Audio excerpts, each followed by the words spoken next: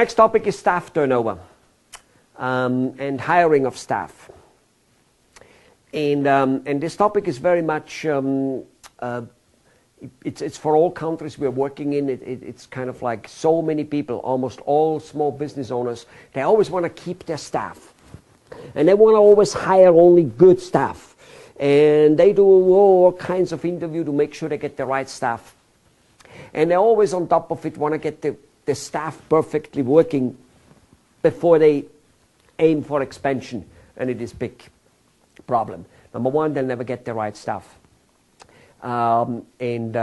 Staff doesn't stick with them in most cases. And I'm not so much going to talk to you today about how to improve the staff sticking with you, even though that can be done to a degree. I want to actually more point out the fact that there will be staff turnover. And that this is extremely relevant to, let's just say, India. In the last 15 years in India, staff turnover became a big hassle.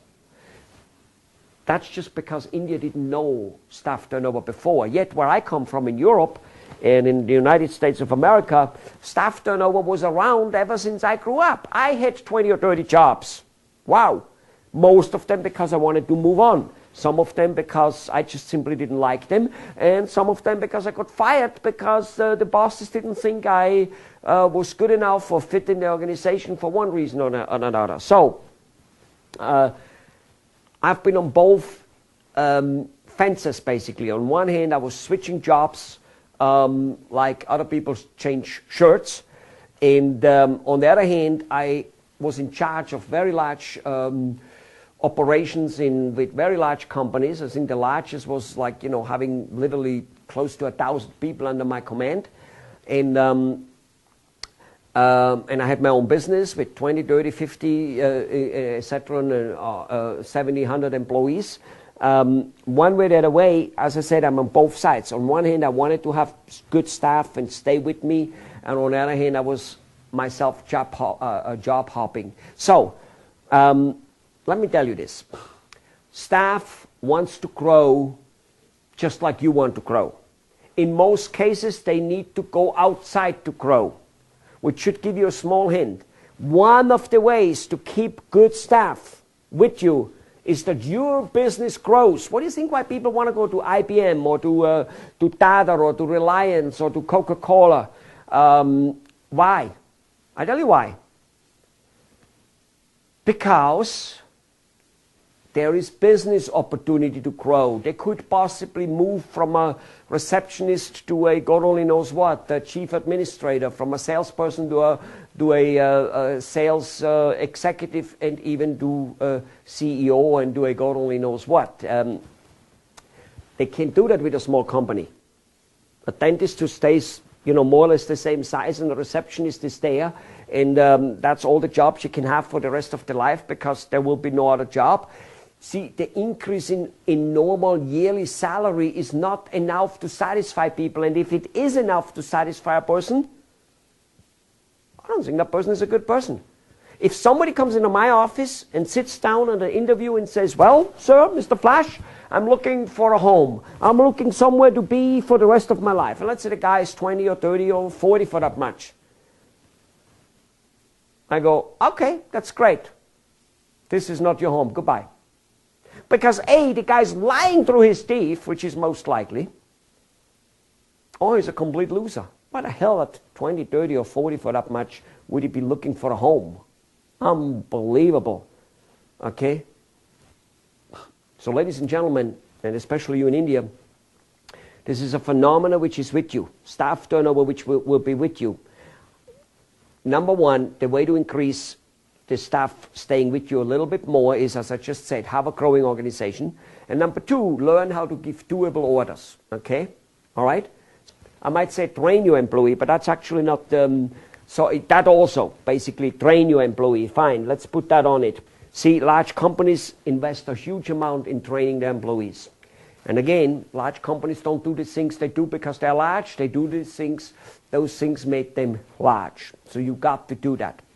Okay? You got to train them. However, there's the fact of doable orders. Most executives Most bosses do not know how to give orders. They give orders such as be friendly. They give orders such as let's get the sales up. They give orders such as build a good machine. They don't give specific orders. It's like when your mom told you clean the room, or your wife tells you, or your spouse tells you to clean the room. Well, clean to your mom is something different than to you in many cases. All right? Being friendly. You know, you tell me to be friendly. In fact, just this morning, you know, as we are now shooting this movie, and just this morning I had a conversation with one of my clients, and I basically told him to go to hell. And, you know, I don't think he thinks I'm friendly, and yet I think I'm an extremely friendly person just because I told the guy to go to hell. You see my point? All right. Now, people do not give, this is definitely not a topic of how to give doable orders today. This is in itself a whole training sessions with no doubt. So you've got to train people. You've got to learn how to give doable orders. You've got to say, hey, so we want more sales. This is what you need to do. You need to get this type of people's list. Like, let's just say it's the people who manufacture this type of plastic, and I want you to get the list from these people in this type of area, like in this country, in this state, from wherever.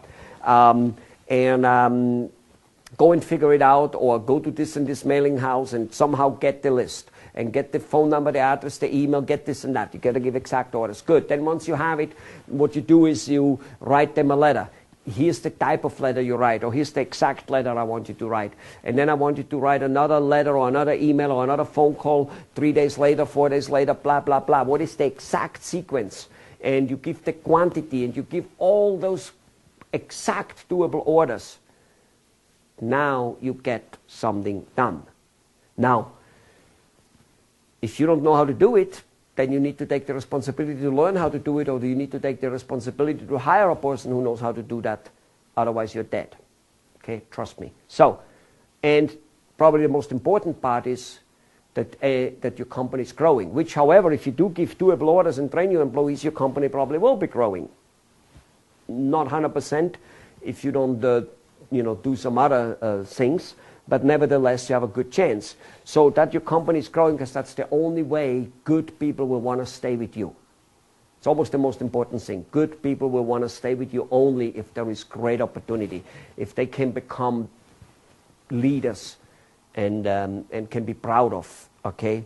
Normal increases in salary, which is like the normal yearly type of increase for the same type of position, doesn't excite good people. Only losers will want to stick in that same position. All right. Now, however, that said, really what I want to point out in this particular session is that the staff turnover, even with those things, will still be with you, no matter what. And that the most important thing is that you set up a system, a hiring and firing, and yes, a training type of training system, so that the staff turnover doesn't bother you. Now, does that mean it doesn't cost some money? Of course it does. Let's make an example here. Let's assume a sewage system. Let's take a sewage system. In any city, be it Los Angeles or Bombay, a city without a sewage system is a pretty bad place to be. Okay? In India, there are still some cities where the sewage system is probably not quite what it should be. And many people can remember from 20 and 30 years ago that the sewage system, even in a good city like Bombay, wasn't in every place the way it should be. You don't want to go back to that way. And so, even though nobody wants to spend money, tax money or any money, to build a sewage system, it is the lesser of two evils. It's a little bit like with going to the doctor. Who wakes up in the morning and saying, I want to go to the doctor? Who wakes up in the morning and say, I love to take vitamins, I love to have to buy expensive food so that I get good nutritional food and all that type of stuff so that I can stay healthy? Nobody says he loves that. But it's the lesser of two evils. You have to do it.